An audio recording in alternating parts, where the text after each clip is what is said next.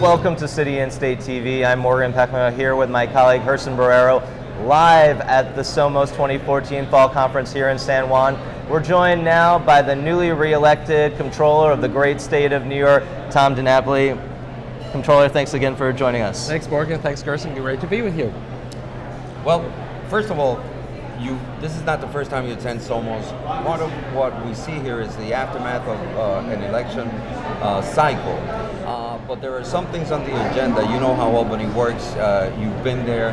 What do you think should be the takeaway? What should be coming out of here in terms of what the priorities are as you see them, having been a member of the legislature now from the vantage point of the finances of the state? What do you think should be the focus? Well, certainly everyone's still concerned about keeping the economic recovery on a fast pace, because frankly it's been a recovery but moving too slowly. Still too many people that are looking for work that can't find it. Keeping the state budget in balance is an important concern.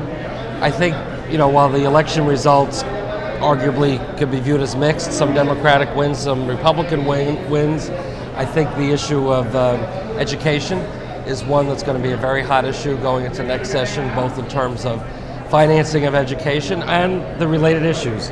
Teacher evaluation, Common Core, charter schools, all those issues are still going to be there. So I think the legislature is going to have a lot on its plate, and while the majorities are, let's say, a little more clarified than they were in the past, I think the key should be for Albany not to revert to the old ways of gridlock like we've seen in Washington.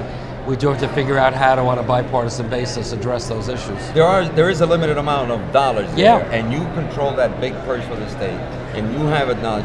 So if you had a 1, 2, 3 to prioritize for this legislative session, what would it be in terms of the education? I understand, but in dollars. Well, keep in mind, I don't control it.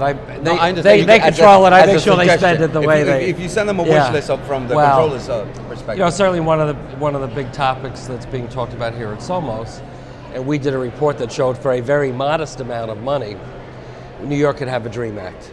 And I think when you talk into, that's an issue that I think addresses the education issue from an access point of view for higher education. Right. And we know when someone is empowered with a college degree, they're more likely to get a job, a higher paying job, and to be a more producing taxpayer as well. So I certainly think a positive resolution on the DREAM Act would be a priority. The MTA funding for our subways and our rail lines, MTA is in stronger shape than it's been in a long time, but the capital plan has a big gap. One of the uncertainties is how much will the state and ultimately Washington as well be a partner in helping the MTA with its finances. So I think keeping a very strong focus on MTA finances is a priority as well. And I think the need to continue with our economic development programs to target regions of our state and neighborhoods across our state that have not had as strong a job regrowth as New York City particularly has done better, but even communities within New York City aren't doing as well. Targeting those economic development dollars as smartly as possible, those would be the three that I would tick off. Comptroller, last time when Gerson and I were down here in September, we interviewed the Senate President, Eduardo Batia, and I know that you're here in part to participate in a panel talking about the interrelationship of our economic interests. And the Senate President was saying that he feels that Wall Street is manipulating hedge funds in order to short sell at Puerto Rico's expense. Do you think that there's any type of validity to that theory? Does that even have a ring of truth for you? Well, I can't say if I looked at it specifically in terms of the issue of investing in Puerto Rico or debt issuances with Puerto Rico. Some of what Wall Street does is not as transparent as we'd like it to be. We know that's always been an issue. I have noticed, though, you've seen in recent weeks that some big investors have been purchasing the debt for Puerto Rico.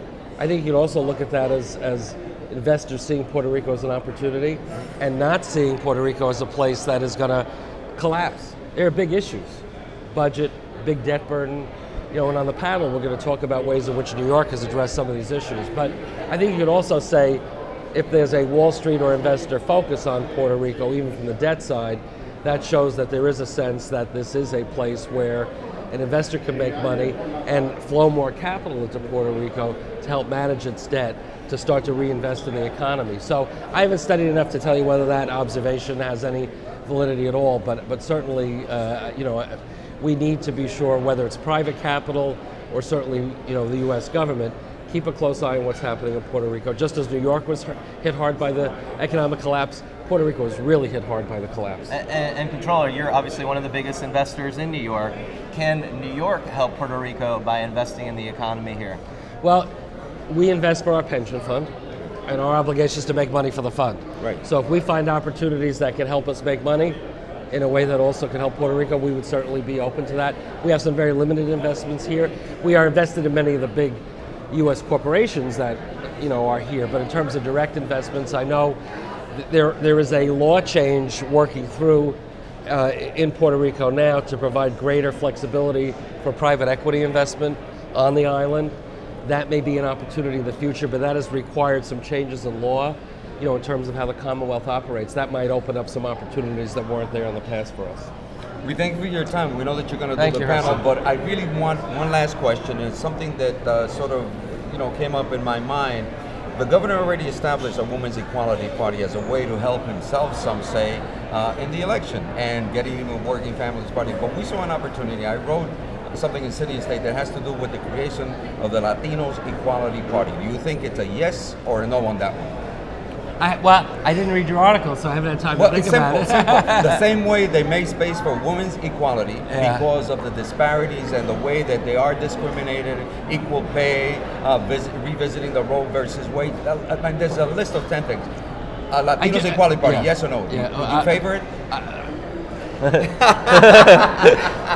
Well, one of my concerns on all these parties is, I'm a Democrat, and I did run with Working Families and Independents. Now we have two more parties. Common Core Party won also. If we're going to have 10, 11, 12 parties, it dilutes. I don't know that it strengthens our process. So maybe if we have an Italiano party with the Latino, that's all right.